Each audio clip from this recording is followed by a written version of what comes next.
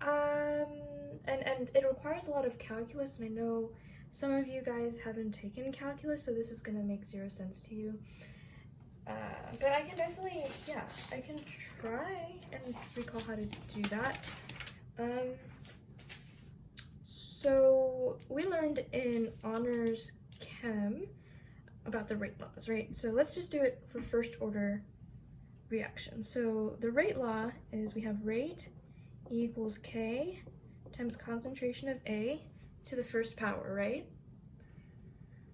So we can rewrite rate as a derivative, because what is our rate? Our rate is the rate of disappearance of the concentration of A, right? So we can rewrite that as negative d concentration of A over dt. Again, this is calculus, and if you don't know what's happening here, it's completely fine. You don't even have to pay attention to this.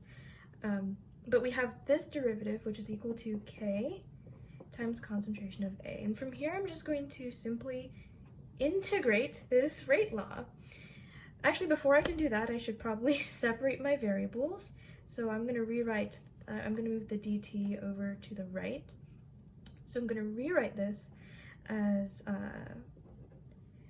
negative d concentration of A over concentration of A equals K dt. And for the sake of simplicity, I want to move my negative sign with this constant, because I don't want to keep track of this negative sign with, you know, this fraction. So I'm going to make this side positive, this side negative.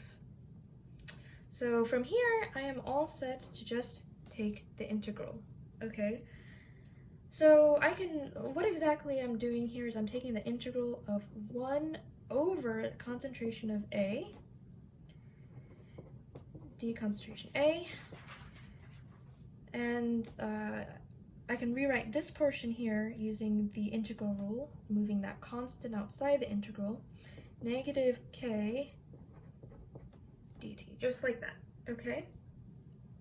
So from here, if I integrate, what is the integral of 1 over concentration of A? That's just natural log concentration of A equals, and this side, I'm just going to get negative KT, okay? But we are integrating this with respect to time, so this is a definite integral from 0 to t, and this side as well from 0 to t. So now I'm going to rewrite this as the natural log of A at time t minus the natural log of concentration of A at time 0 equals, I'm going to bring that k outside, t minus 0. Okay? If I distribute the negative k and I move the natural log A to, at time 0 to the other side, I will get this equation, natural log of concentration of A at time t equals negative kt plus, I'm moving this over to the right side, natural log A at time 0. And so this is the integrated rate law. And Kathy also asked, how is this different from this? Well, this shows us the nature of a first order reaction. It shows us it in y equals mx plus b form. Because if I graphed t on my x-axis, so this is t, and I graphed the natural log of concentration of A on my y-axis, so this is natural log concentration of A at several different times, okay, I'm going to have a slope of negative k. So the slope here is negative k. And the y-intercept is natural log of A at time 0.